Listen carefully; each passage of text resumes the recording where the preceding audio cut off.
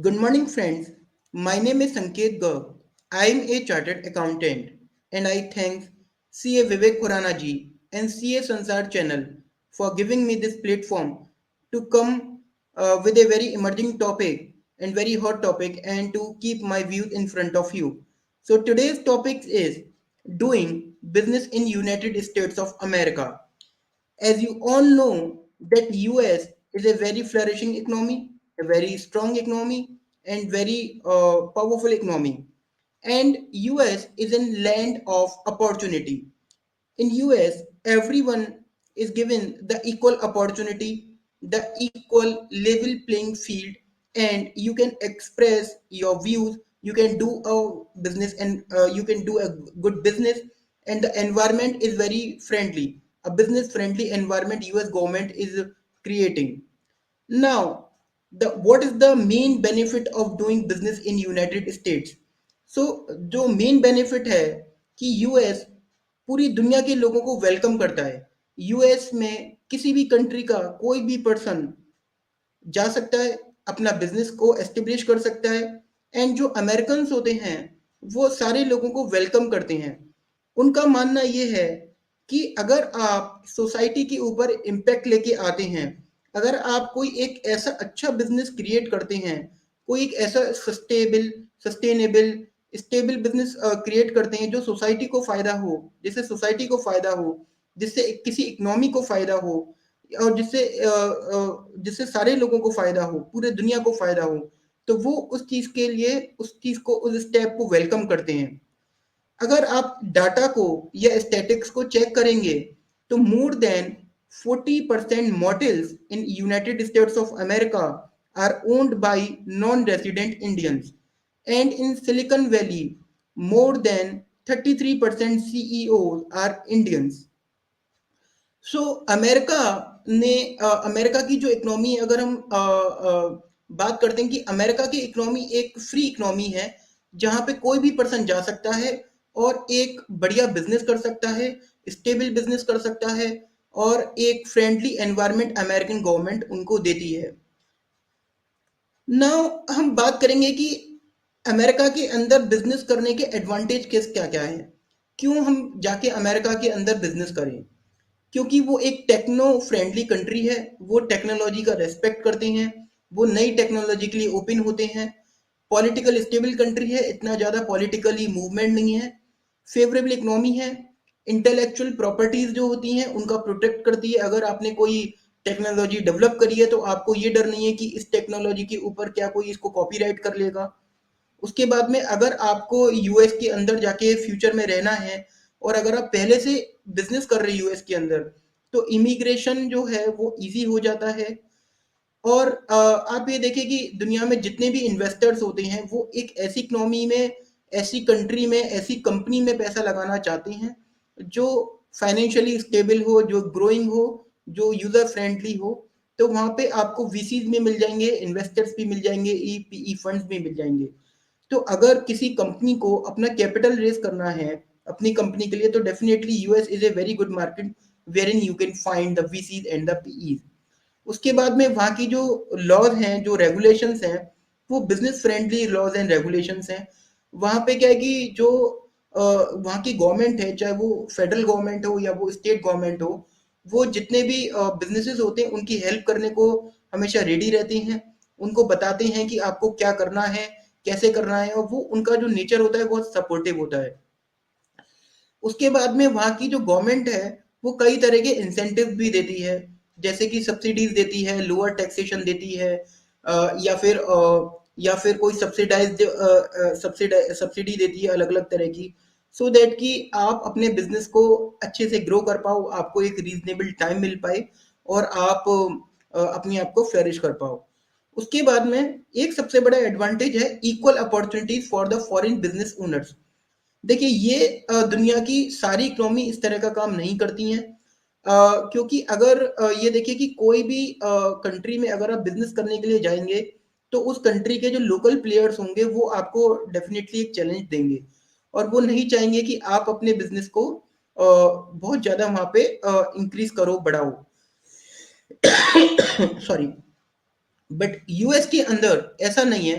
अगर आप एक फॉरेनर हो और अगर आपके पास में स्किल्स हैं, अगर आपके पास में एक आइडिया है और आप उन अमेरिकन के लिए या पूरी दुनिया के लिए कुछ अच्छा करना चाहते हो, तो वो लोग एक फॉरेन बिजनेसमैन को या फॉरेन बिजनेस ओनर का रेस्पेक्ट करते हैं, उसका वेलकम करते हैं।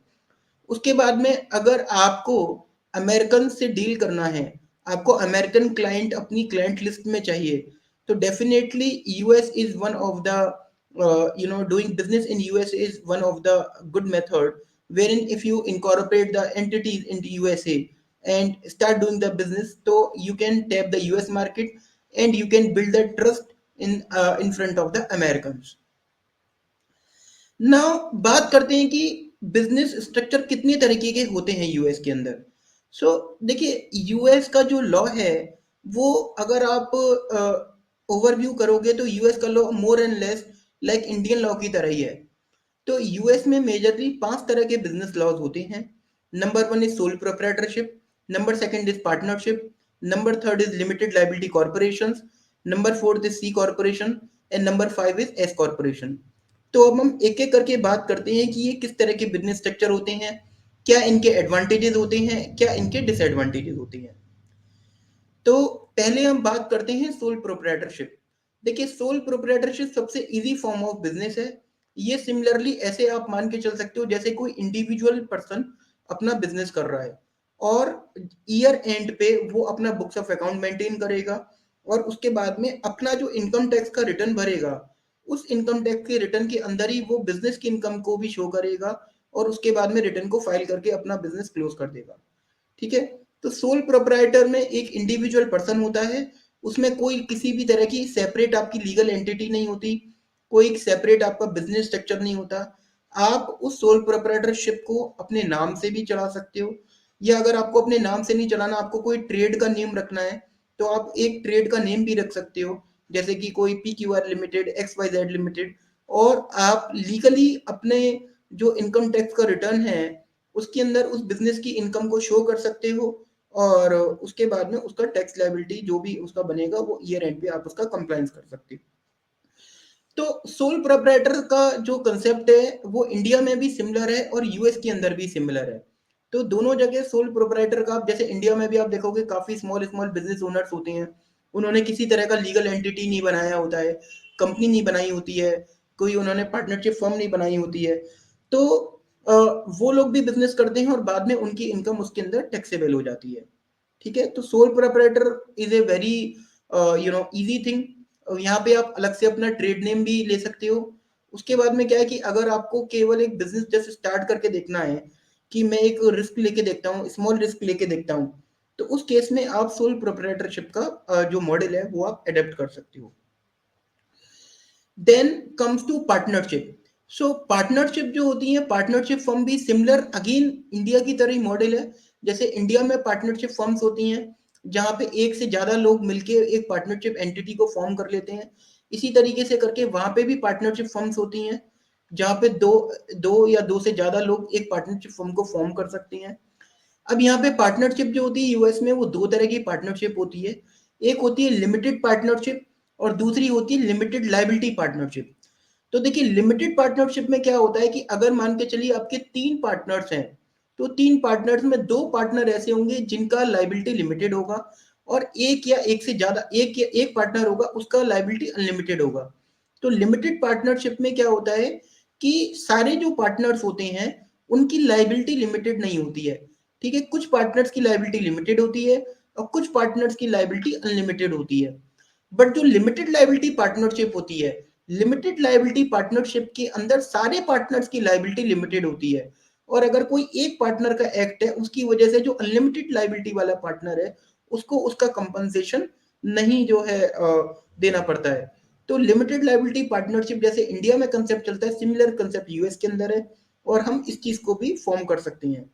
बट लिमिटेड लायबिलिटी पार्टनरशिप और जो लायबिलिटी लिमिटेड पार्टनरशिप है उसका एक ड्रॉबैक बस इतना सा ये रहता है कि ये बहुत एक अच्छा या लीगल एक बिजनेस स्ट्रक्चर नहीं है। जैसे इंडिया में भी माना जाता है कि जो पार्टनरशिप फर्म्स होती हैं उनको ज्यादा, उनको इंटरनेशनल लेवल पे लीगली रिकॉग्नाइज नहीं किया जाता और एडवाइस दी जाती है कि कंपनी बना लीजिए, क्योंकि कंपनी का एक लीगल एक स्टैंड होता है अपना।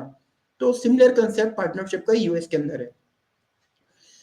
देन थर्ड जो सबसे ज़्यादा पॉपुलर हम कह सकते हैं कि अगर कोई बिजनेस स्ट्रक्चर है, that is known as the C corporation. तो देखिए, C corporation is just like a company in India, a private limited company in India. एक कॉरपोरेशन को सी कॉरपोरेशन इसलिए बोला जाता है क्योंकि यूएस का एक लॉ है, उस लॉ के अंदर जो कंपनी, और उस लॉ में एक चैप्टर है सी चैप्टर, तो जो भी कंपनी उस सी चैप्टर के अंदर आती हैं उनको हम सी कॉरपोरेशन बोलते हैं। सी कॉरपोरेशन का सबसे बड़ा फायदा क्या होता है कि उसमें जो ओनर्स होते हैं उनको हम एज ए शेयर होल्डर बोलते हैं, जैसे इंडिया में बोलते हैं हम कंपनीज के अंदर शेयर होल्डर होते हैं, उनको हम शेयर अलॉट कर सकते हैं, वहां पे डायरेक्टर भी होते हैं। और जो कॉरपोरेशंस होती हैं वो सेपरेटली ट्रीटेड होती हैं, ठीक है। और जो कॉरपोरेशंस की लाइबिलिटी होती है उनका इंडिविजुअल्स की लाइबिलिटी से कोई मतलब नहीं होता। इंडिविजुअल की लाइबिलिटी अलग होती है, कॉरपोरेशन की लाइबिलिटी अलग होती है, ठीक है। और कॉरपोरेशन में क्या होता है कि अगर मान के चलिए कोई कॉरपोरेशन बैंक्रप्सी फाइल करती है या कभी अगर लिटिगेशन में जाती है, तो इंडिविजुअल शेयर होल्डर्स होते हैं उनके ऊपर किसी तरह की कोई लाइबिलिटी नहीं आती है। तो कॉरपोरेशन एक अच्छा फॉर्म है बिजनेस को करने का। बट कॉरपोरेशन के कुछ ड्रॉबैक्स भी हैं, जैसे कि कॉरपोरेशन की जो कॉस्ट है, वो जो इनकॉर्पोरेशन कॉस्ट है कॉरपोरेशन की, वो हायर होती है। वहां पे आपको प्रॉपर रिकॉर्ड कीपिंग करनी पड़ती है, बुक कीपिंग करनी पड़ती है, मिनट्स ऑफ अकाउंट रखने पड़ते हैं, मिनट्स ऑफ मीटिंग करनी पड़ती हैं। कोई भी अगर आप इवेंट कर रहे हो तो उस इवेंट के लिए आपको बोर्ड रेजोल्यूशंस पास करने पड़ते हैं। तो कॉरपोरेशंस का बेसिकली, जैसे आप इंडिया में आप प्राइवेट लिमिटेड कंपनीज जो होती हैं और आप उसका कंप्लायंस करते हो, सिमिलरली उसी की तरीके से यूएस के अंदर आपको कॉरपोरेशंस का कंप्लायंस करना पड़ता है, ठीक है। और कॉरपोरेशन का क्या रहता है कि एक एडवांटेज कॉरपोरेशन का ये है कि अगर आपको फंड रेज करना है फ्यूचर के अंदर, या अगर आपको अपनी कंपनी यूएस के स्टॉक एक्सचेंज के अंदर लिस्ट करानी है, तो उस केस में आप कॉरपोरेशन का जो मॉडल है उसको आप सेलेक्ट कर सकते हो और उसमें जा सकते हो। फिर उसके बाद में कॉरपोरेशन में क्या होता है कि एक ये भी फ्रीडम उन लोगों का है इंडिया की तरह कि उसमें शेयर होल्डर आ सकते हैं, जा सकते हैं, अपना शेयर सेल कर सकते हैं, किसी थर्ड पार्टी को भी लेके आ सकते हैं। तो कॉरपोरेशन एक फ्लेक्सिबल स्ट्रक्चर है। इसमें क्या होता है कि इसका जो प्रॉफिट्स होते हैं, इसके प्रॉफिट्स का जो टैक्सेबिलिटी होती है वो अलग होती है, इंडिविजुअल से इसका नहीं होता। जैसे इंडिया में हम कंपनीज का रिटर्न भरते हैं, प्राइवेट कंपनीज का, पब्लिक कंपनीज का, इसी तरह वहां पे भी कॉरपोरेशन का सेपरेट रिटर्न भरा जाता है, ठीक है। तो कॉरपोरेशन का मेनली ये होता है। एक और सेकंड डिसएडवांटेज है कॉरपोरेशन का कि कॉरपोरेशन में बेसिकली जो टैक्सेशन होता है वो टू लेवल्स पे होता है डिविडेंड के ऊपर। तो अगर मान के चलिए कोई सी कॉरपोरेशन किसी शेयर होल्डर को डिविडेंड देने का प्लान बनाती है, तो वहां पे कॉरपोरेशन को भी टैक्सेशन देना पड़ेगा, कॉरपोरेशन पे भी टैक्स लगेगा, और जो इंडिविजुअल शेयर होल्डर है उसके ऊपर भी टैक्स लगेगा। तो यहाँ पे क्या होता है, ये डबल टैक्सेशन वाली चीज एक आ जाती है कॉरपोरेशन के अंदर। But Indian, as a Indian, अगर आप यूएस में एंटिटी फॉर्म करने का कुछ प्लानिंग कर रहे हैं, तो आप सी कॉरपोरेशन के मॉडल पे जा सकते हैं। Then we go to S corporation. S corporation क्या होती हैं? ये जो एस चैप्टर से जो गवर्न होती हैं, जो यूएस लॉ में एस चैप्टर होता है, उसको हम एस कॉरपोरेशन बोलते हैं।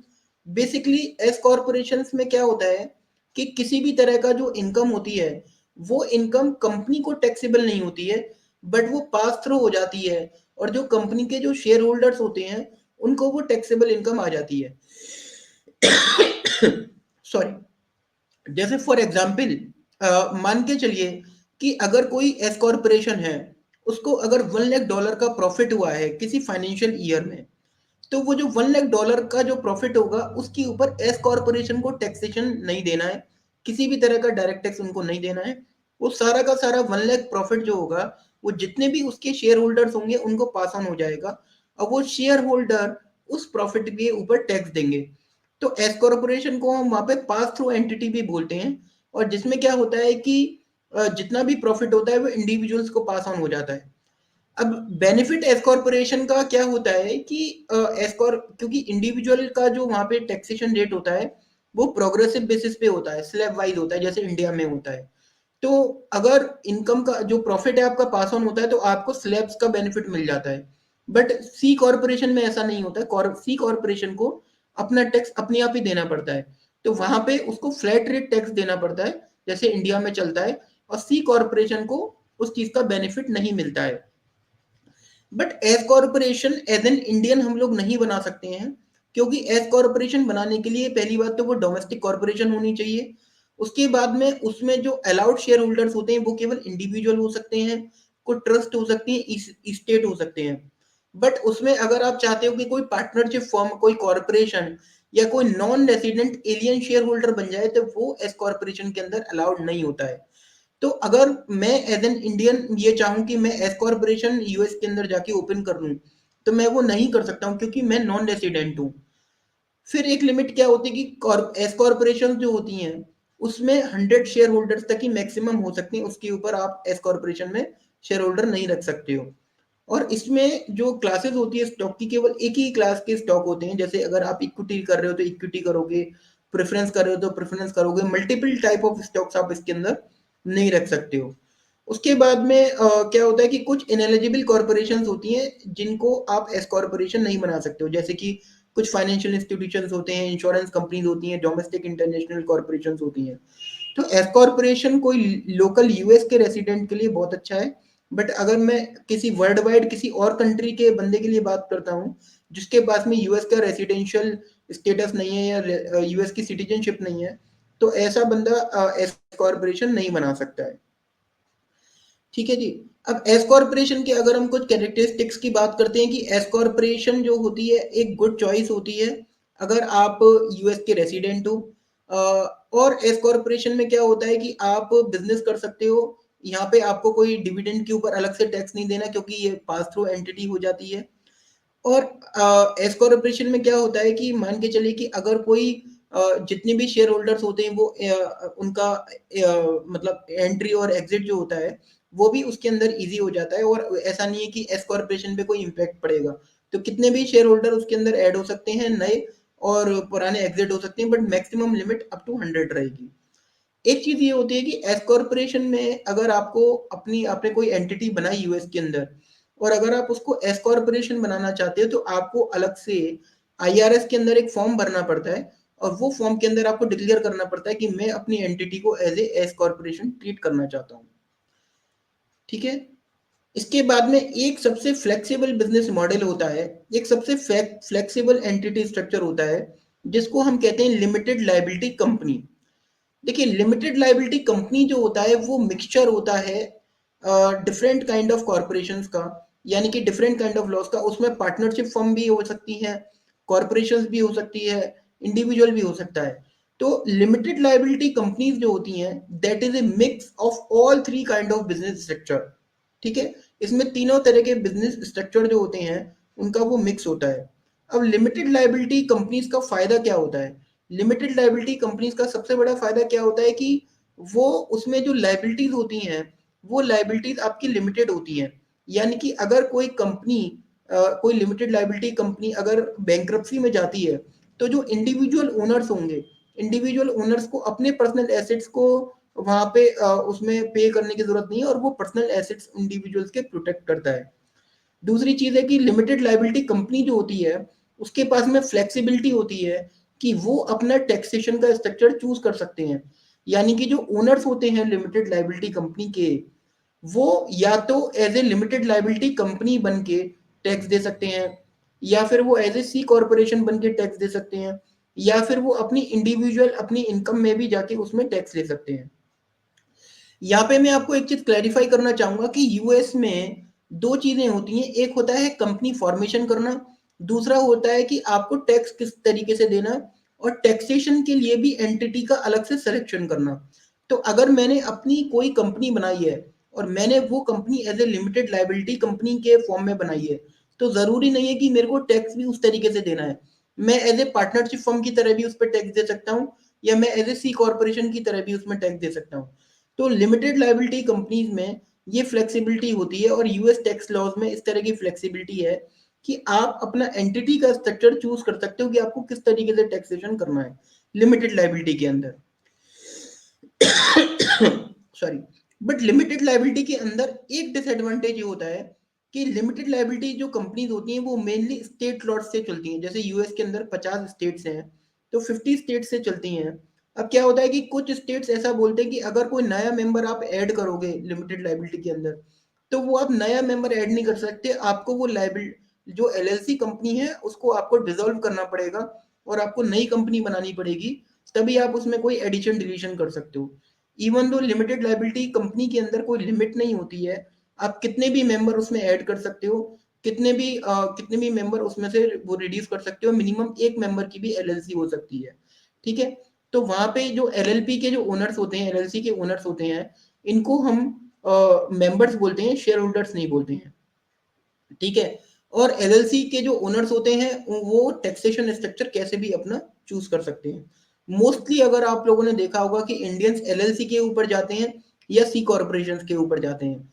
तो अगर मैं समरी में बात करता हूं, तो LLC and C corporation are the two best structure for world wide people to go and to do business in United States of America. अगर हम कंपैरिजन करते हैं सब तरह के स्ट्रक्चर का या ओनरशिप का, तो अगर आप देखोगे जैसे मैंने आप लोगों को बताया कि सोल प्रोपराइटर 1% होता है, लाइबिलिटी अनलिमिटेड होती है, टैक्सेस आप इसमें सेल्फ एम्प्लॉयमेंट और पर्सनल टैक्स दिया जाता है। सेल्फ एम्प्लॉयमेंट टैक्स क्या होता है उसकी हम नीचे बात कर लेंगे। पार्टनरशिप में दो या दो से ज्यादा लोग होते हैं, इसमें लाइबिलिटी जो होती है वो अनलिमिटेड होती है या अगर जब तक आपने स्ट्रक्चर नहीं कर रखा हो, और टैक्सेशन इसमें पर्सनल टैक्स होता है। एलएलसीज जो होती हैं उसमें एक या एक से ज्यादा लोग हो सकते हैं, ओनर्स की लाइबिलिटी कुछ भी नहीं होती है, पर्सनल टैक्स या कॉर्पोरेट टैक्स आप कुछ भी चूज कर सकते हो। कॉर्पोरेशन में एक या एक से ज्यादा लोग होते हैं, ओनर्स की पर्सनल लाइबिलिटी नहीं होती है, बट इसमें कॉर्पोरेट टैक्स देना पड़ता है। एस कॉर्पोरेशन में मिनिमम 1% होना चाहिए, बट मैक्सिमम 100 लोग होने चाहिए, और इसमें जो टैक्स जो इसमें प्रॉफिट होता है वो पास थ्रू हो जाता है ओनर्स को, और वो उसके ऊपर टैक्स देते हैं। अगर मैं इंडियंस के उसमें बात करूं, या वर्ल्ड वाइड किसी भी कंट्री का कोई भी पीपल हो जो यूएस के अंदर जाके कंपनी बनाना चाहता है या बिजनेस करना चाहता है, तो केवल दो फॉर्म सबसे अच्छी फॉर्म है। Number one is LLC and number second is C corporation. तो ये दो फॉर्म में आप वहां पे बिजनेस कर सकते हो। अब हम थोड़ा सा बात कर लेते हैं कि एडवांटेजेस और डिसएडवांटेजेस क्या हैं एलएलसी के और सी कॉर्पोरेशन के। तो एलएलसी का जैसे मैंने बताया कि कितने भी ओनर्स हो सकते हैं, प्रॉफिट जो होता है वो आप पास थ्रू कर सकते हो, कोई मीटिंग वगैरह करने की रिक्वायरमेंट नहीं है। ठीक है, अब डिसएडवांटेज क्या होता है कि आप इनकम को स्प्लिट नहीं कर सकते हो, स्टॉक इशू नहीं कर सकते हो। कॉर्पोरेशन के एडवांटेजेस क्या होते हैं कि आप कितने भी वहां पे इन्वेस्टर्स लेके आ सकते हो, इस शेयर्स इश्यू कर सकते हो, इनकम को स्प्लिट कर सकते हो। बट कॉर्पोरेशन का जो डिसएडवांटेज क्या होता है कि वहाँ डबल टैक्सेशन होता है, आपको मिनट्स वगैरह रखने पड़ेंगे, और आप जो है एस कॉर्पोरेशन होती है उसमें आप मैक्सिमम 100 शेयर होल्डर्स आपके होते हैं। एक एक अच्छा एडवांटेज है यूएस के अंदर कि वहां पे ऑडिट्स नहीं है इतने ज्यादा इंडिया की तरह। जैसे इंडिया में ऑडिट मैंडेटरी होता है, वहाँ यूएस में ऑडिट मैंडेटरी नहीं होता जब तक कि आपकी कंपनी लिस्टेड नहीं हो स्टॉक एक्सचेंज में। नाउ अब हम एक कंसेप्ट और समझते हैं यहाँ पे कि रजिस्टर्ड एजेंट कौन होते हैं। देखिए, रजिस्टर्ड एजेंट बेसिकली एक लीगल एंटिटी होती है। वो इंडिविजुअल बंदा भी हो सकता है, इंडिविजुअल पर्सन भी हो सकता है, या कोई एक बिजनेस एंटिटी भी हो सकती है। देखिए, रजिस्टर्ड एजेंट क्या होते हैं, उनका काम क्या होता है, वो फैसिलिटेट करते हैं between the state government and between the owner. क्योंकि ओनर को अगर कोई कंपनी बनवानी है, यानी कि अगर आज मैं हूं, मैं ये चाहता हूं कि मेरी न्यूयॉर्क में कोई कंपनी बने, तो जब तक मेरे पास में कोई एक गवर्नमेंट के बीच में कोई ब्रिज नहीं होगा, कोई कंसल्टेंट नहीं होगा, तो मैं कैसे करके कंपनी बनाऊंगा। सॉरी। तो जो रजिस्टर्ड एजेंट्स होते हैं, ये बेसिकली लीगली ऑथराइज्ड पर्सन होते हैं, जिनका principal place of business US के अंदर होता है, उनका परमानेंट एस्टेब्लिशमेंट होता है, उनका परमानेंट ऑफिस होता है। ये लोग बेसिकली हेल्प करते हैं ओनर्स को, बिजनेस ओनर्स को कंपनी बनवाने में। यानी कि अगर मैं सिंपल लेमैन में बोलूं, कि ये लोग क्या करते हैं कि इंडिविजुअल से या कंपनी से उनके डॉक्यूमेंट्स को कलेक्ट करते हैं, डॉक्यूमेंट्स को ऑर्गेनाइज करते हैं, और उन डॉक्यूमेंट्स को स्टेट गवर्नमेंट को फाइल करने के लिए दे देते हैं, और उसके बाद में जब कंपनी बन जाती है तो वो डॉक्यूमेंट ये ओनर्स को वापस कर देते हैं। उसके बाद में स्टेट गवर्नमेंट से कोई भी किसी भी तरह की कम्युनिकेशन होती है, या फेडरल गवर्नमेंट से किसी भी तरह की कम्युनिकेशन होती है, तो वो ये रजिस्टर्ड एजेंट उसको पास थ्रू करते हैं ओनर्स को। अब यहाँ पे एक बात देखने वाली ये है कि यूएस के अंदर अगर आपको बिजनेस करना है, अगर आपको किसी भी तरह की लीगल एंटिटी बनानी है, तो आपको वहां पे एक फिजिकल ऑफिस होना मैंडेटरी है। अगर आपका अपना खुद का ऑफिस है, अगर आपका खुद का बिल्डिंग है, तो आपको रजिस्टर्ड एजेंट की कोई रिक्वायरमेंट नहीं है। बट अगर आपका अपना ऑफिस नहीं है, आपका कोई फिजिकल प्रेजेंस नहीं है, तो आप वहां पे रजिस्टर्ड एजेंट की हेल्प आपको लेनी ही पड़ेगी। There is no mandatory other option. ठीक है। देन हम बात करते हैं फेडरल ईआईएन नंबर की। देखिए फेडरल ईआईएन नंबर क्या होता है, एक 9 डिजिट का नंबर होता है जिसको हम एम्प्लॉयर आइडेंटिफिकेशन नंबर भी बोलते हैं। जैसे इंडिया के अंदर, मैं आप लोगों को बार बार ये इंडिया से कोरिलेट इसलिए कर रहा हूँ सो दैट कि जब हम इस चीज को समझेंगे तो आप जो बहुत जल्दी कोरिलेट कर पाएंगे कि what I am trying to say, and वहां पे प्रोसेस किस तरीके से होता है, किस तरीके से आइडेंटिकल होता है। क्योंकि इंडिया में हम लोगों ने काफी चीजें की हुई हैं, तो we are more friendly and more familiar की कैसे चीजें होती हैं, यहाँ पे क्या बोला जाता है। तो मैं इसलिए आपको बार बार कोरिलेट कराने की कोशिश कर रहा हूँ। देखिए ईआईएन नंबर जो बेसिकली होता है, जैसे कि इंडिया के अंदर पैन नंबर होता है, कंपनीज का पैन होता है, इंडिविजुअल्स का पैन होता है, इसी तरीके से करके वहां पे भी एक ईआईएन नंबर होता है। ठीक है, पैन नंबर जो हम लोग इंडिया में लगाते हैं वो एज ए आईडी प्रूफ भी लगाते हैं, बट अगर हमको इनकम टैक्स का रिटर्न भरना है तो हमको मैंडेटरी एक पैन नंबर चाहिए। तो इसी तरीके से यूएस के अंदर भी एक एम्प्लॉयर आइडेंटिफिकेशन नंबर होता है जो एक मैंडेटरी नंबर है। तो अगर आपको आपने कोई कंपनी बनाई या कोई भी किसी भी तरह का लीगल स्ट्रक्चर जो मैंने ऊपर डिस्कस किए है, उसमें से आपने कोई भी तरह का लीगल स्ट्रक्चर चूज किया है, अगर उस लीगल स्ट्रक्चर का जब आप ईयर एंड पे रिटर्न भरोगे तो रिटर्न भरने के टाइम पे एक नंबर होना चाहिए। ये नंबर क्या होता है, वहां की फेडरल गवर्नमेंट देती है, और फेडरल गवर्नमेंट देती है, ये 9 डिजिट का नंबर होता है जिसको एक एम्प्लॉयर आइडेंटिफिकेशन नंबर बोलते हैं। ये नंबर मैंडेटरी नंबर होता है और ये नंबर सारे बिजनेसेस को ऑब्टेन करना पड़ता है। मेनली क्या होता है कि जब आप अपनी कंपनी इनकॉर्पोरेट कर लेते हो और उसके बाद में बैंक में अकाउंट ओपन कराने के लिए जाते हो, तो जो बैंक ऑफिशियल्स होते हैं वो भी आपसे ये वाला नंबर मांगते हैं। इसके दो प्रोसेस होते हैं बेसिकली, एक ऑनलाइन प्रोसेस होता है और एक ऑफलाइन प्रोसेस होता है ईआईएन नंबर अप्लाई करने का। ऑनलाइन प्रोसेस अमेरिकन के लिए होता है क्योंकि उसके लिए सोशल सिक्योरिटी नंबर की रिक्वायरमेंट होती है, but offline process world wide लोग कर सकते हैं। तो अगर हम लोग इंडिया में हैं, हम लोग जर्मन हैं, हम लोग किसी यूरोपियन है या एशियन है, किसी और भी कंट्री के हैं, और हमको ईआईएन नंबर चाहिए, तो हमको मैनुअली फॉर्म फाइल करना पड़ेगा, आईआरएस में भेजना पड़ेगा, उसके बाद में हमारे पास में ईआईएन नंबर आ जाएगा। ठीक है। इसके बाद में एक होता है वहां पे स्टेट नंबर ईआईएन नंबर। देखिए स्टेट ईआईएन नंबर एक एक्सटेंशन है फेडरल ईआईएन नंबर का। स्टेट ईआईएन नंबर बेसिकली हमको क्यों चाहिए होता है, क्योंकि जब मान के चलिए आप किसी भी स्टेट के अंदर कोई एक एम्प्लॉय हायर करते हो, तो उस स्टेट के अंदर आपको उसका टैक्सेस भी देने पड़ते हैं, जिसको वहाँ एम्प्लॉयमेंट टैक्सेस बोलते हैं। वो कितने तरह के टैक्सेस होते हैं वो हम अभी नीचे देख लेंगे। तो स्टेट ईआईएन नंबर बेसिकली क्या होता है कि इस नंबर की हेल्प से हम लोग क्या कर सकते हैं कि हम लोग वहां पे टैक्स भरते हैं। तो अगर मान के चलिए मेरी कंपनी न्यूयॉर्क में, जैसे मैंने आपको एग्जांपल में बताया, और अगर मैं चाहता हूं कि मैं ओहियो का या शिकागो का या किसी और स्टेट का अगर एम्प्लॉय हायर करना चाहता हूं, तो मेरे को उस स्टेट के लॉज के हिसाब से उस स्टेट के अंदर टैक्सेस भरने पड़ेंगे। ठीक है, क्योंकि वहां पे जो पेरोल टैक्स होता है इंडिया की तरह नहीं होता है। मतलब कुछ टैक्सेस इंडिया की तरह होते हैं जो कॉमन होते हैं, और कुछ टैक्सेस स्टेट वाइज चलते हैं। जैसे कि इंडिया के अंदर महाराष्ट्र में प्रोफेशनल टैक्स चलता है, अगर मैं एनसीआर की बात करूं तो एनसीआर के अंदर प्रोफेशनल टैक्स नहीं है। तो अगर मैं एज एन कंपनी मेरे को महाराष्ट्र के अंदर बिजनेस करना है, तो मेरे को वहां पे एडिशनली प्रोफेशनल टैक्स का नंबर लेना पड़ेगा, जो मेरे को दिल्ली में रिक्वायरमेंट नहीं है। तो इसी की तरीके से स्टेट ईआईएन नंबर होता है। तो ये स्टेट की गवर्नमेंट इशू करती है। तो जिस स्टेट में आपको बिजनेस करना है, जिस स्टेट में आपको एम्प्लॉय मेनली हायर करना है, आप उस स्टेट का ये नंबर आप उस स्टेट में एप्लीकेशन डाल के ले सकते हो। ये बेसिकली जो आपका ईआईएन नंबर 9 डिजिट का फेडरल होता है, उसी के आगे ये लोग 3 या 4 डिजिट का वो नंबर अलॉट कर देते हैं अपना सीरीज में। ये 12 या 15 डिजिट का मैक्सिमम हो सकता है। अब हम एक नटशेल में बात कर लेते हैं कि अगर हमको एंटिटी सेटअप करनी है यूएस के अंदर, वो फॉर्म कैसी भी हो सकती है, C corp, S corp, LLC, partnership या सोल प्रोप्राइटरशिप, कैसी भी फॉर्म। तो उसका एक नटशेल में प्रोसेस क्या है। सबसे पहले हमको एक एंटिटी का नाम चूज करना है कि एक नाम क्या होना चाहिए। उसके बाद में हमको एक रजिस्टर्ड एजेंट को अपॉइंट करना है। जैसे मैंने आपको बताया, अगर आपका खुद का परमानेंट प्लेस ऑफ बिजनेस है तो आप खुद भी अपने रजिस्टर्ड एजेंट बन सकते हो। उसके बाद में आपको अपने जो रिलेवेंट डॉक्यूमेंट होते हैं, जैसे कि पासपोर्ट हो गया, अपना आईडी प्रूफ हो गया, कोई एक यूटिलिटी बिल हो गया, वो आपको रजिस्टर्ड एजेंट को देना पड़ता है। रजिस्टर्ड एजेंट उस डॉक्यूमेंट्स को कंपाइल करता है और उसके बाद में स्टेट की गवर्नमेंट को उन डॉक्यूमेंट्स को फाइल करता है। उसके बाद में क्या होता है, स्टेट की गवर्नमेंट उन डॉक्यूमेंट्स को रिव्यू करती है और उसमें कोई डिस्क्रिपेंसी होती है तो वो वापस भेज देती है, और अगर नहीं होती है तो उसके बाद में वो एंटिटी को फॉर्म करके इनकॉर्पोरेशन सर्टिफिकेट दे देती है, और एक फाइल का नंबर होता है वहाँ पे, वो फाइल का नंबर आपको जनरेट करके दे देती है। ठीक है।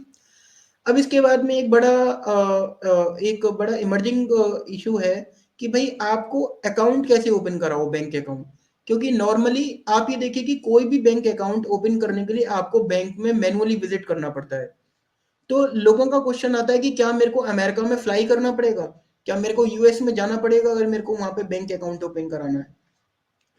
तो देखिए, बैंक अकाउंट ओपन करने के वहां दो तरीके हैं। वहां पे दो तरीके से आप बैंक अकाउंट ओपन कर सकते हो, या मैं दूसरे शब्दों में कहूँ कि दो टाइप की बैंक वहां चलती हैं। एक वहां पे ट्रेडिशनल बैंक्स होती हैं, और एक वहां पे फिनटेक कंपनी है जिनको नियो बैंक भी कहा जाता है। देखिए, ट्रेडिशनल बैंक्स जो होती हैं, जैसे कि मान के चलिए मैं चेज बैंक बोलता हूँ। जैसे चेज बैंक बहुत फेमस बैंक है, वहां पे chase bank is a part of the JP Morgan chase. तो अगर आप चेज बैंक में जाके अपना अकाउंट ओपन कराते हो, तो डेफिनेटली एक पार्टनर को या किसी भी एक या दो पर्सन को वहां पे जाना पड़ेगा, मैनुअली अपनी आइडेंटिटी वेरीफाई करानी पड़ेगी, और बैंक के जितने भी टिपिकल प्रोसेसेस होते हैं उनको फॉलो करना पड़ेगा, तब आपका अकाउंट वहां पे ओपन होगा। बट अगर हम ट्रेडिशनल उनको छोड़ देते हैं, ट्रेडिशनल बैंक्स को छोड़ देते हैं, तो उसके बाद में आजकल कुछ ऑनलाइन बैंकिंग भी चल गई है जिसको हम नियो बैंक कहते हैं। ये बेसिकली क्या है कि फिनटेक फर्म है। ये फिनटेक फर्म क्या होती हैं कि बेसिकली इनके पास में सॉफ्टवेयर्स होते हैं, टेक्नोलॉजी होती हैं। ठीक है, ये आपको मोबाइल बैंकिंग और ऑनलाइन बैंकिंग अवेलेबल करवाते हैं। इन बैंक्स का सबसे बड़ा फायदा क्या होता है कि इन बैंक्स के अंदर आपको मैनुअली यूएस के अंदर जाना नहीं है। आप इंडिया में बैठ के या वर्ल्ड में किसी भी कंट्री में बैठ के अपना अकाउंट ऑनलाइन ओपन करा सकते हो। अगर आपको वेरिफिकेशन करना है, अपनी आइडेंटिटी वेरीफाई करानी है, तो आप ऑनलाइन अपनी आइडेंटिटी वहां पे वेरीफाई करा सकते हो। नियो बैंक बेसिकली क्या होती है, अब नियो बैंक में भी दो चीजें होती हैं कि एक एफडीआईसी अप्रूव्ड होती हैं, और एक एफडीआईसी अप्रूव्ड या इंश्योर्ड नहीं होती हैं। हमेशा आप लोग ध्यान रखिए कि कभी भी कोई नियो बैंक में जब आप अकाउंट ओपन कराते हैं, तो जो bank federal deposit insurance corporation FDIC से इंश्योर्ड है, केवल आप उन्हीं बैंकों में अपना अकाउंट ओपन कराइए। क्योंकि अगर मान के चलिए कभी कल को फिनटेक कंपनी बैंकरप्ट होती है, क्योंकि यूएस में कंपनी भी बहुत जल्दी बैंकरप्ट हो जाती हैं, तो उस केस में आपका जो पैसा उस बैंक के अकाउंट में है, तो वो भी उसमें डूब जाएगा। बट अगर कोई फिनटेक कंपनी, कोई फिनटेक फर्म अगर एफडीआईसी अप्रूव्ड है, ये एफडीआईसी से इंश्योर्ड है, तो एक सर्टेन लिमिट तक जो आपका अमाउंट उस बैंक के अकाउंट के अंदर है, वो नहीं डूबेगा, और एफडीआईसी उसको कवर अप करेगा। एफडीआईसी बेसिकली क्या है कि एफडीआईसी एक यूएस की गवर्नमेंट एजेंसी है, जो बेसिकली किसी भी तरह की जो कंटिजेंसीज होती हैं उसको कवर अप करती है। जैसे मैंने नीचे 5 बैंक दे रखी हैं, जैसे रिले, लिली, ऑक्सीजन, वाइस और मरकरी। इसके अलावा भी काफी बैंक्स हैं। ये सारी banks basically FDIC approved bank हैं, ये एफडीआईसी से इंश्योर्ड है। इन सारी बैंकों में आप पैसा ले सकते हो, पैसा दे सकते हो। ठीक है, नॉर्मली आप इनवॉइस रेज करके लोगों से पैसा मंगा सकते हो, किसी को पैसा देना है तो वो दे सकते हो। दीज तो ये बहुत इजी मेथड है, और अगर किसी को भी वर्ल्ड वाइड कंपनी ओपन करनी है तो वो इन मेथड पे जाके अपना बैंक अकाउंट भी ओपन करा सकता है। देन अब हम चलते हैं आगे कि हमारे मेन कितने तरह के टैक्सेस होते हैं यूएस के अंदर। तो देखिए, यूएस में वैसे तीन चार तरह के टैक्सेस होते हैं, फेडरल लेवल पे, स्टेट लेवल पे, यानी फेडरल का मतलब सेंट्रल गवर्नमेंट लेवल पे, फेडरल गवर्नमेंट लेवल पे, स्टेट गवर्नमेंट लेवल पे, और स्टेट टैक्सेस होते हैं, गिफ्ट टैक्सेस होते हैं। बट यहाँ पे हम जो बात कर रहे हैं, वहाँ केवल कुछ मैंडेटरी फेडरल टैक्सेस की बात करेंगे, जो एप्लीकेबल होते हैं सारी यूएस एंटिटीज पे, चाहे वो यूएस एंटिटी फॉरेन ओन्ड हो, यानी कि किसी इंडियन ने या किसी वर्ल्ड वाइड के बंदे ने ओन कर रखी हो, या वो यूएस ओन्ड हो। पहला होता है हमारा फेडरल इनकम टैक्स, दूसरा होता है हमारा सोशल सिक्योरिटी टैक्स, तीसरा हमारा मेडिकेयर टैक्स, चौथा होता है फेडरल अनएम्प्लॉयमेंट टैक्स, पांचवा होता है हमारा franchise tax. Federal income tax 21% होता है, सोशल सिक्योरिटी टैक्स 12.5% होता है, 12.4% होता है, मेडिकेयर टैक्स 2.9% होता है, और फूटा जो होता है वो 6% होता है। फ्रेंचाइजी टैक्स वेरी करता है state to state and slabs के हिसाब से। क्या होते हैं, हम जल्दी से इसको समझ लेते हैं। देखिए, federal income tax basically corporation पे लगता है, ये फ्लैट टैक्स होता है, 21% का टैक्स है। पहले ये टैक्स 30 से 40% की रेंज में था, but tax cut and job act आया, जब ट्रम्प आए और उन्होंने इसकी टैक्स की स्लैब को 21% कर दिया। तो फ्लैट इनकम टैक्स होता है, जितनी भी सी कॉर्पोरेशन होती हैं उनके ऊपर ये टैक्स लगता है। इसको आप अगर इसको रिलेट करना चाहते हो तो जैसे इंडिया में कॉर्पोरेट होती हैं, कॉर्पोरेट पे 30% टैक्स होता है, वैसे ही ये टैक्स होता है। Social security tax just like ए प्रोविडेंट फंड की तरह आप इसको मान सकते हो। जैसे कि इंडिया में यहाँ पे पीएफ डिडक्शन होता है, वैसे ही वहाँ पे सोशल सिक्योरिटी टैक्स होता है। वहाँ पे भी एम्प्लॉयर और एम्प्लॉय का कंट्रीब्यूशन का कंसेप्ट होता है। 12.4% एम्प्लॉयर देता है, 12.4% एम्प्लॉय देता है। और जो सोशल सिक्योरिटी टैक्स होता है वो बेसिकली वहाँ पे जितने भी ओल्ड एज लोग होते हैं, सर्वाइवर्स होते हैं, डिसेबल्ड होते हैं लोग, या देखिए यूएस की गवर्नमेंट अपने जो लोग हैं उनका काफी ध्यान रखती है। क्योंकि अगर कोई भी इंडिविजुअल है और अगर उस इंडिविजुअल को कोई किसी तरह की परेशानी है तो वो वहाँ की गवर्नमेंट से उसकी हेल्प ले सकती है। और वो परेशानी बेसिकली मॉनेटरी है। तो वहाँ की गवर्नमेंट डिफरेंट डिफरेंट तरीके के फंड्स बना रखे हैं, जिन फंड से वो पैसा निकाल के और उन नीडी लोगों का हेल्प करती हैं। तो सोशल सिक्योरिटी टैक्स बेसिकली एक मैंडेटरी टैक्स होता है। इस टैक्स के अंदर बेसिकली क्या रहता है कि एक सर्टेन लिमिट, अगर आपकी जो लिमिट है अगर 1,47,000 तक है तो आपको ये टैक्स देना होता है। अगर आपकी अर्निंग 1,47,000 से ऊपर है तो आपको वो टैक्स नहीं देना है। ये टैक्स जो बेसिकली कलेक्ट होता है तो एक सोशल सिक्योरिटी एडमिनिस्ट्रेशन डिपार्टमेंट है, वो इसको मैनेज करता है। और वो इसको जो फंड, ये जो अमाउंट कलेक्ट किया जाता है लोगों से, उस अमाउंट को कलेक्ट करके अलग अलग जगह इन्वेस्ट करता है, सो दैट की जो बाद में ऑर्गेनाइजेशन है उनको ये दिया जा सके। ठीक है। देन एक टैक्स होता है मेडिकेयर टैक्स। तो बेसिकली ये इंश्योरेंस टैक्स होता है। ठीक है। और जो लोग वहाँ पे जैसे कि अगर कोई डिसेबिलिटी किसी को हो जाती है या कोई अगर हेल्थ केयर का किसी को इशू है और उस पर्टिकुलर पर्सन ने अपना इंश्योरेंस नहीं करा रखा है, तो ऐसे पर्सन का जो इलाज होता है उसको उसके इलाज के पैसे के लिए पैसे को कोप अप करने के लिए ये मेडिकेयर टैक्स होता है। अब ये देखिए जो सोशल सिक्योरिटी टैक्स है और मेडिकेयर टैक्स है, बेसिकली जिन कंपनीज के अंदर आपके जो जिन कंपनीज के अंदर एम्प्लॉयज होते हैं तो उन एम्प्लॉयज को ये टैक्सेस देना पड़ता है।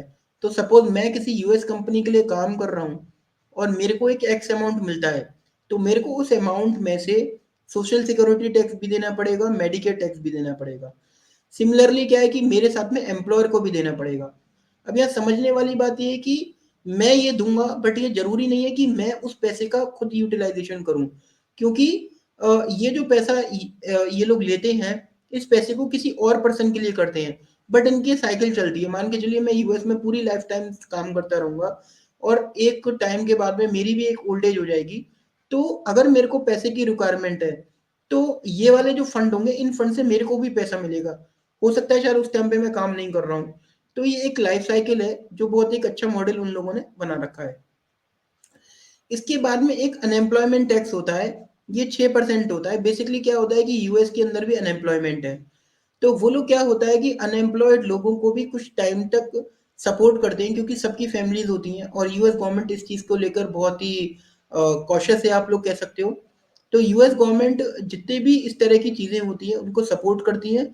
और सपोर्ट करने के बाद में अगर मान के चलिए कोई पर्टिकुलर पर्सन अनएम्प्लॉयड होता है तो उस पर्सन को वो लोग पैसा देते हैं और उसको बोलते हैं कि भाई ठीक है, जब तक आपकी जॉब नहीं लग रही we will support you up to a minimum amount. और ये सारा जितना भी डिडक्शन होता है ये सारा जो लोग वर्किंग कर रहे होते हैं उनके सैलरी में से कटता है, प्लस उनका जो एम्प्लॉयर होता है उनका कुछ पोर्शन देना पड़ता है। तो ये basically these are all the payroll taxes kind of thing. ना फ्रेंचाइजी टैक्स होता है। देखिए फ्रेंचाइजी टैक्स जो बेसिकली होता है ये कुछ स्टेट्स में लगता है। जैसे 15-16 स्टेट्स हैं यूएस के अंदर, Delaware, Alabama, Arkansas, Illinois, Georgia, Missouri. तो ये कुछ 15-16 स्टेट्स हैं जिसके अंदर फ्रेंचाइजी टैक्स लगता है। सारे स्टेट फ्रेंचाइज टैक्स नहीं लेते हैं। फ्रेंचाइजी टैक्स बेसिकली क्या होता है कि अगर आप किसी स्टेट के अंदर कोई एक प्रॉपर्टी ओन कर रहे हो, ठीक है, या अगर किसी स्टेट के अंदर बिजनेस कर रहे हो, तो और अगर वो स्टेट आपको किसी तरह का इंसेंटिव देता है, जैसे डेलीवेयर में फ्रेंचाइजी टैक्स लगता है। डेलीवेयर का लॉ क्या होता है कि वो अपने ओनर्स की आइडेंटिटी सबको बताता नहीं है। तो इस तरह के एडवांटेजेस देने के लिए वो एक अलग से टैक्स आपसे वसूल करते हैं जिसको फ्रेंचाइजी टैक्स बोलते हैं। देखिए यूएस में कुछ स्टेट इस तरह की भी बेनिफिट देते हैं कि लीगल एंटिटी का तो पता चल जाएगा कि लीगल एंटिटी किसकी है, बट लीगल एंटिटी का अल्टीमेट ओनर कौन है उसका डिस्क्लोजर स्टेट की गवर्नमेंट नहीं करती। कुछ स्टेट के ऐसे लॉज भी होते हैं, जैसे मैंने आपको बताया कि डेलावेयर इस तरह का एक स्टेट है कि डेलावेयर स्टेट के अंदर क्या होता है कि अगर किसी तरह का मान के चलिए कोई ओनर है, किसी ने कंपनी बनाई हुई है, और अगर वो कंपनी के ओनर्स होते हैं, तो ओनर का जो डिस्क्लोजर होता है वो डेलावेयर के अंदर आप उसका नहीं पता लगा सकते हो कि अल्टीमेट उसका ओनर कौन है। तो इस तरह की चीज़ों में फ्रेंचाइजी टैक्स जो होती है वो ये इस तरह के स्टेट होते हैं वो फ्रेंचाइजी टैक्स लेते हैं। ना with holding tax compliance US companies को करना पड़ता है, ये एक बहुत मैंडेटरी टॉपिक है और मैंडेटरी चीज़ है। अगर देखिए कोई भी यूएस कंपनी बनती है और वो यूएस कंपनी किसी भी तरह का अगर कोई पेमेंट कर रही है, तो वो चाहे पेमेंट इंडिविजुअल को कर रही हो या वो चाहे पेमेंट किसी कंपनी को कर रही हो, उसको विदहोल्डिंग टैक्सेस देने पड़ते हैं। नॉर्मली विदहोल्डिंग टैक्स का रेट जो यूएस के अंदर है वो 30% है। मान के चलिए अगर कोई यूएस कंपनी किसी फॉरेन कंपनी को या फॉरेन इंडिविजुअल को कोई भी एक एक्स अमाउंट देती है, तो उसको 30% टैक्स काटना है।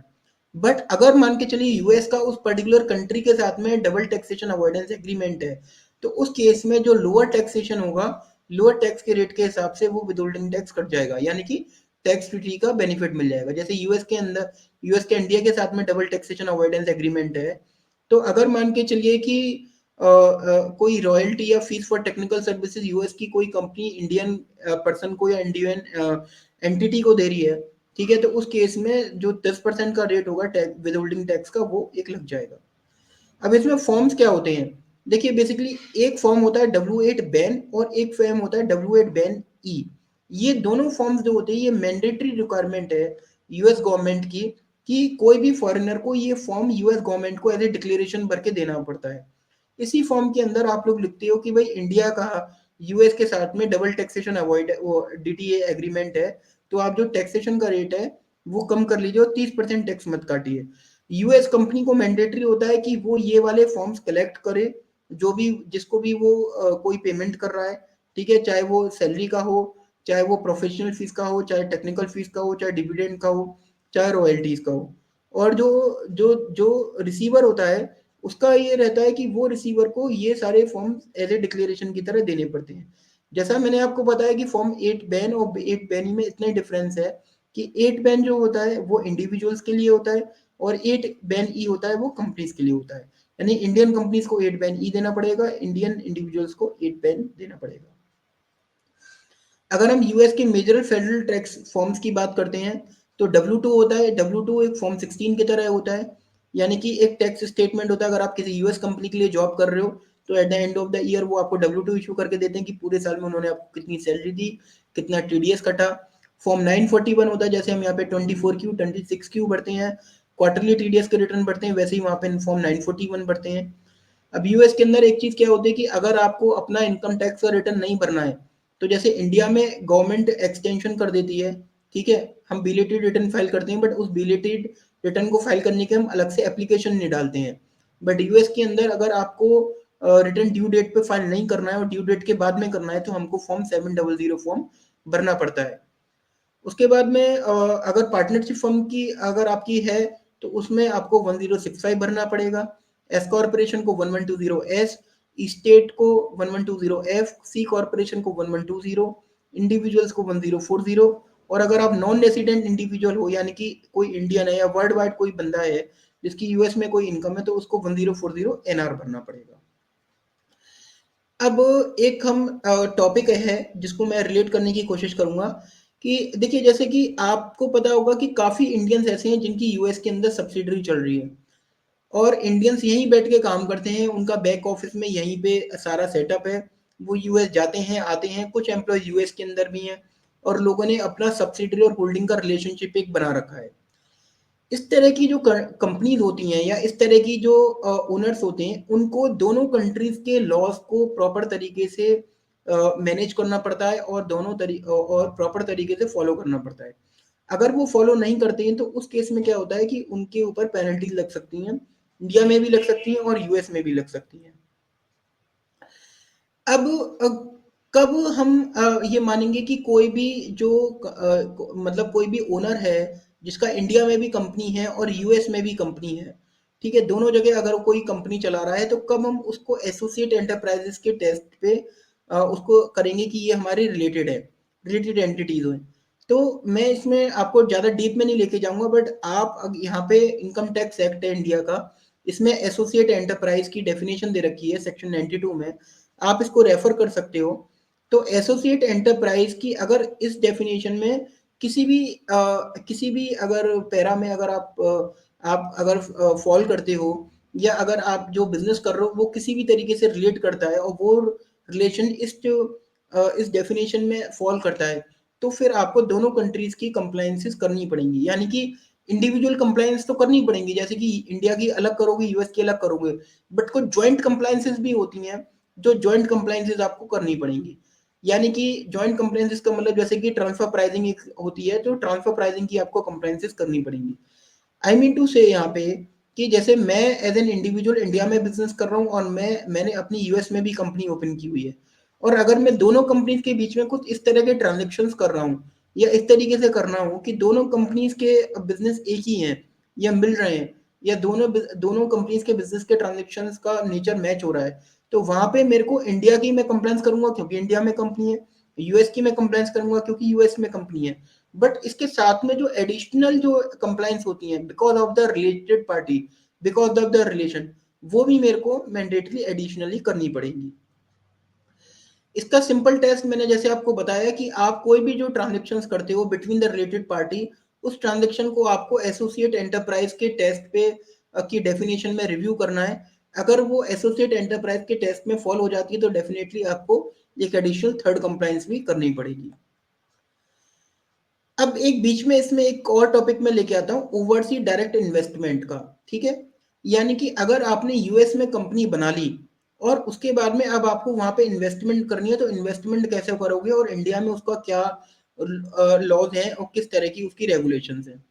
देखिए, पहली बात तो आरबीआई के सर्कुलर के हिसाब से overseas investment by way of cash is not permitted. तो अगर मैंने कोई कंपनी यूएस के अंदर बना ली और अगर मैं चाहता हूं कि मैं उस कंपनी के अंदर कैश में इन्वेस्टमेंट कर दूं, तो वो अलाउड ही नहीं है।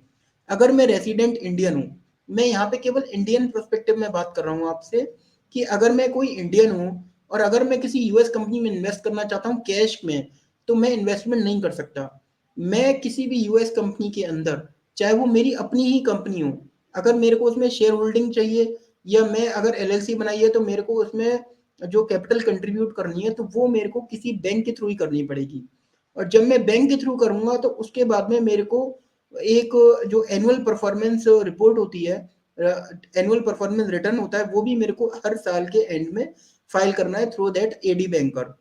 यहाँ पे देखने वाली बात क्या है कि कुछ रजिस्टर्ड एजेंट होते हैं यूएस के अंदर, वो लोग क्या करते हैं कि आपका जो इनकॉर्पोरेशन के डॉक्यूमेंट्स होंगे, उसके अंदर जो कंट्रीब्यूशन होता है शेयर्स का या कैपिटल का, वो कैश में लिख देते हैं, क्योंकि उनको यूएस का इंडिया का लॉ नहीं पता है। और यहाँ पे ओनर्स क्या करते हैं कि या तो वो लोग कंट्रीब्यूट ही नहीं करते, ठीक है, 99% केसेस में तो आप देखिए कि ओनर्स कैपिटल का अमाउंट भेजते ही नहीं है, ठीक है, या फिर वो कंट्रीब्यूट करते हैं तो वो कैश में दिखा देते हैं। तो ये कंप्लीटली रॉन्ग मेथड है, और अगर आप इस मेथड को करोगे तो आपने यूएस का लॉ भी तोड़ दिया और आपने इंडिया का लॉ भी तोड़ दिया, क्योंकि इंडिया के लॉ के हिसाब से आपने फेमा के रूल्स का वायलेशन कर दिया, और यूएस के हिसाब से आपने कोई कंट्रीब्यूशन किया ही नहीं, क्योंकि एक्चुअल तो कोई पैसा गया ही नहीं। ठीक है, तो ये दोनों तरीके से ये वायलेशन है। तो आपको यहाँ पे समझना पड़ेगा कि जब भी आप कोई कंपनी बनाते हो, जब भी किसी तरह का इन्वेस्टमेंट करते हो, तो आपको केवल वो बैंकिंग चैनल के थ्रू करना है, और उसके बाद में आरबीआई का बाद में फेमा के रूल्स को भी उसमें फॉलो करना है। उसके बाद में एक समरी है कि आप अगर दोनों जगह कंपनी बनाते हो, और मैं यहाँ पे मान के चल रहा हूँ कि आपका, क्योंकि आप दोनों जगह कंपनी इसलिए बना रहे हो क्योंकि बिजनेस कहीं ना कहीं जुड़ा हुआ है, ठीक है, कहीं ना कहीं डायरेक्टली इनडायरेक्टली बिजनेस में आपस में ट्रांजेक्शन होंगे। तो आपको क्या क्या मैंडेटरी मेन कंप्लायंस करनी है, तो 9 कंप्लायंस होती हैं, यानी कि 9 + 9 18 कंप्लायंसेज हैं, जो यूएस एंटिटी को और इंडिया एंटिटी को दोनों को करनी है। यूएस के अंदर आपको रजिस्टर्ड एजेंट की फीस मैंडेटरी देनी है हर साल। अगर आप नहीं दोगे तो रजिस्टर्ड एजेंट आपको सर्विस देना बंद कर देगा। जिस स्टेट में फ्रेंचाइजी टैक्स लगता है वहां पे मैंडेटरी आपको फ्रेंचाइजी फीस देनी और रिटर्न फाइल करना है, चाहे बिजनेस करो या मत करो। 1120 आपको फाइल करना है, यानी कि फेडरल टैक्स रिटर्न आपको फाइल करना है। जिस स्टेट में आपकी कंपनी है उस स्टेट का टैक्स रिटर्न फाइल करना है। अगर आपके एम्प्लॉई हैं तो आपको 941 फाइल करना, नहीं तो नहीं करना है। और अगर एम्प्लॉई है 941 फाइल किया, तो आपको उसके स्टेट का भी आपको रिटर्न फाइल करना पड़ेगा। उसके बाद में हमको इंफॉर्मेशन रिटर्न जो होता है फॉर्म 5472 में, ये भी हमको फाइल करना होता है। ये बेसिकली क्या होता है कि अगर कोई फॉरेन का जो बंदा होता है, अगर उसने 25% से ज़्यादा इक्विटी किसी यूएस की कंपनी में होल्ड कर रखी है, तो उसको इंफॉर्मेशन रिटर्न फॉर्म 5472 फाइल करना है। उसके बाद में एक विदहोल्डिंग टैक्स का रिटर्न होता है फॉर्म 1042 एस, ये भी फाइल करना है। यानी कि आप जिसका टैक्स काटते हो तो आपको ये रिटर्न फाइल करना है। उसके बाद में आपको एक एफ बार रिपोर्टिंग भी फाइल करनी है। ठीक है। नाउ अगर आप इंडिया एंटिटी की बात करते हो, तो इंडिया एंटिटी का मेरे हिसाब से शायद से हम सब लोग को अवेयर है कि कंपनीज है अगर हमारी, तो ऑडिट होगा, टैक्स ऑडिट होगा, फॉर्म। अब यहाँ पे क्या है कि क्योंकि दोनों दोनों कंपनीज रिलेटेड है, तो यहाँ पे ट्रांसफर प्राइसिंग जो है वो भी एप्लीकेबल हो जाएगी, तो ट्रांसफर प्राइसिंग की स्टडी और ट्रांसफर प्राइसिंग का ऑडिट वो भी होगा। उसके बाद में ट्रांसफर प्राइसिंग से जुड़ा हुआ एक और फॉर्म जाता है फॉर्म 3CE AA, ये भी हमको नवंबर तक इनकम टैक्स डिपार्टमेंट में इंडिया में फाइल करना है। इंडिया में आपको इनकम टैक्स रिटर्न फाइल करना है, एपीआर मैंने आपको बताया आरबीआई में, क्वार्टरली रिटर्न, स्टेट के लॉज और कंपनीज एक्ट की कंप्लाइंसेस। तो ये मैंडेटरी कंप्लाइंसेस हमको करनी है। अगर हम ये नहीं करते हैं तो किसी ना किसी टाइम पे, अगर लॉन्ग टर्म में हमको बिजनेस करना है, तो वी विल गॉट स्टक।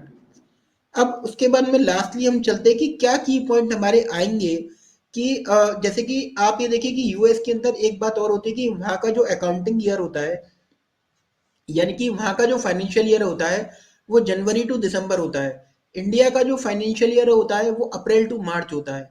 तो यहाँ पे क्या होता है कि 3 महीने का डिफरेंस आ जाता है।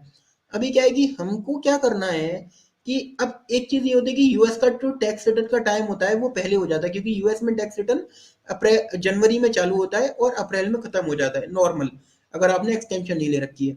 इंडिया में क्या होता है, नॉर्मली जुलाई अगस्त से चालू होता है और नवंबर तक हमारा चलता है, क्योंकि ट्रांसफर प्राइसिंग के केस में वो नवंबर हो जाता है। अब यहाँ पे हमको ध्यान क्या रखना है कि यूएस का टैक्स रिटर्न पहले हमने फाइल करना है और इंडिया का टैक्स रिटर्न हमने बाद में फाइल करना है।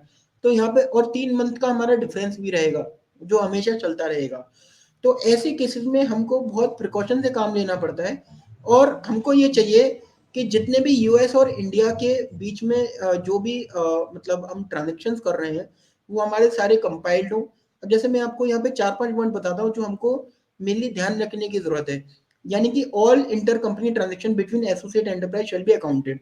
यानी कि अगर इंडिया और यूएस के बीच में अगर कोई भी तरह का आपने ट्रांजेक्शन किया हुआ है, तो वो सारे ट्रांजेक्शन को इंटर कंपनी बैलेंस भी जिसको बोला जाता है, आपको रिकंसाइल करने जरूरी है, सो दैट कि आपका ऐसा नहीं हो कि मिसमैच हो जाए। ठीक है। उसके बाद में विदहोल्डिंग कंप्लायंसेस दोनों लॉज के हिसाब से, अगर इंडिया ने पैसा दिया है या यूएस ने पैसा दिया, तो जो भी विदहोल्डिंग की एक्चुअल कंप्लायंसेस हैं बिफोर ड्यू डेट आपको फाइल करनी चाहिए। ठीक है। उसके बाद में एक मेजर पॉइंट है कि transaction incurred between both the entity should be on arm length price. देखिए यूएस के अंदर ट्रांसफर प्राइसिंग कंसेप्ट नहीं है, बट इंडिया के अंदर ट्रांसफर प्राइसिंग कंसेप्ट है। तो आपको यूएस का टैक्स रिटर्न फाइनल करने से पहले या यूएस का अकाउंटिंग ईयर एंड होने से पहले आपको ये देखना है कि जो भी आपने ट्रांजेक्शन किया है अपनी इंडियन एंटिटी के साथ में, वो आर्म लेंथ प्राइस होना चाहिए और सेक्शन 92 यानी कि जो ट्रांसफर प्राइसिंग के जो प्रोविजन होते हैं उनके हिसाब से होना चाहिए।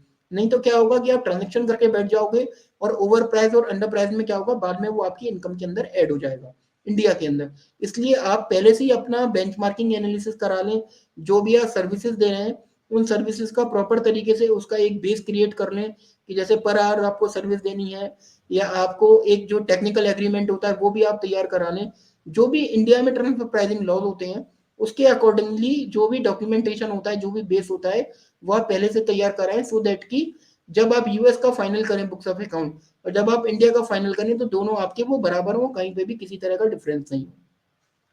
लास्टली इसमें क्या होता है कि जो भी अब क्या होता है कि ईयर एंड पे जब आप बुक्स फाइनल करते हो तो आप दोनों दोनों जगह ये देखते हो कि कितना आपका टैक्स आ रहा है, कितना आपका टैक्स नहीं आ रहा है। ठीक है। तो आपको ये भी फाइनल करना है कि मेरा को यूएस एंटिटी में एक्चुअल कितना टैक्स आ रहा है, कितना मेरा प्रॉफिट आ रहा है, क्या मैंने डेप्रिसिएशन का सारा इम्पैक्ट ले लिया, जो मेरे प्रोविजंस हैं क्या मैंने वो सारे बिल बुक कर लिए या नहीं कर लिए।